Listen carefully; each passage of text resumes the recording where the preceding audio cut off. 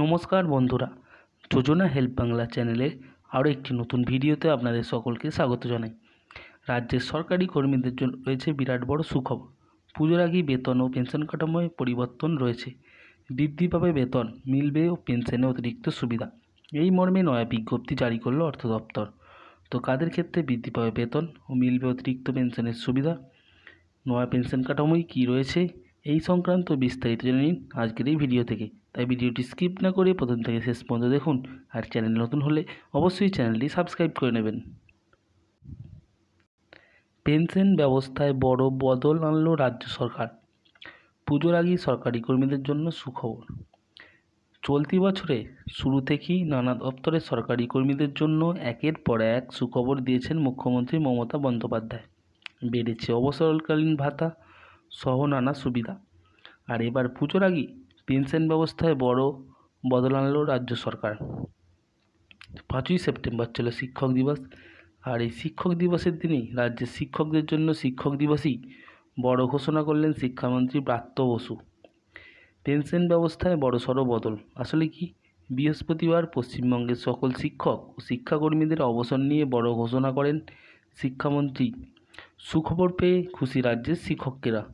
এদিন সাংবাদিক সম্মেলনে ব্রাত্য বসু জানান, 60 বছর পার হওয়া সেই সমস্ত শিক্ষক টানা 10 বছর কাজ করার অভিজ্ঞতা না থাকার জন্য পেনশন থেকে বঞ্চিত হচ্ছেন।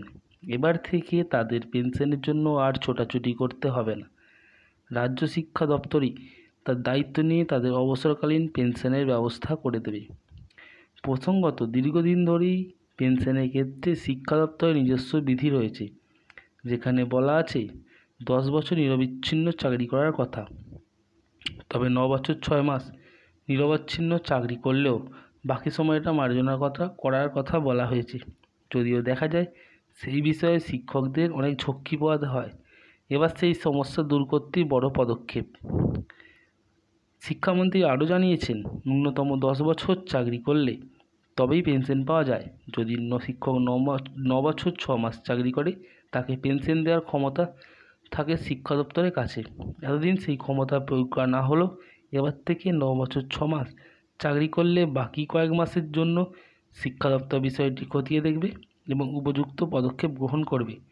এতদিন এই সমস্যার জন্য অনেকেই আদালতের দ্বারস্থ হতে হতো, আদালতের দরজায় গিয়ে কর নাড়তে হতো পেনশনের দাবি নিয়ে।